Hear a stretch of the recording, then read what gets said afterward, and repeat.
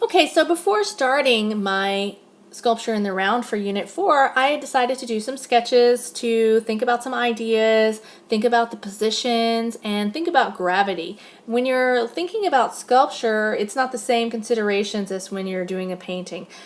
We've seen many sculptures like the spear bearer who had a spear holding, helping to support his body weight, or sculptures that had a little bit of stone between the arm and the torso that was holding out the arm. So these are considerations that you may be able to accommodate by using a toothpick, or by maybe you're doing an animal, so you have four legs that are connecting with the ground surface, or a tail that's connecting with the ground surface, or maybe you're going to need an athletic figure that has a baseball bat or a ball to support one of the appendages, because it might be difficult just to rely on it self-supporting. That might not work out. Whenever you're working with a new material, even if you've worked with clay before, this clay is its own material. It's not going to be fired, so we're going to have to consider gravity.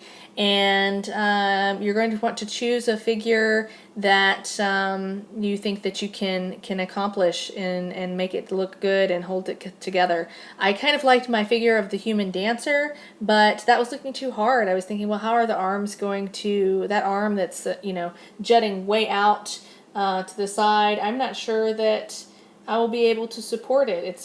Then that's what I like about the sketch. So ultimately I decided to go with the bull lion merfish mythical creature that has the tail that's covering a large part of the ground surface, but is challenging still because it has one paw that's raised up in the air.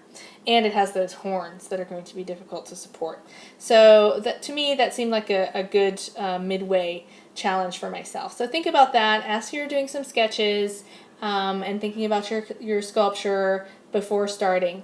Also, go ahead and open up your pack of clay, take out just a tiny bit, and make a couple of balls or tubes, and just let them dry, and wrap up the rest of your clay and let those dry just so you can see how long it takes. Nothing bigger than a bead, really, and you'll see how long it takes for it to dry. It's good to keep that in mind.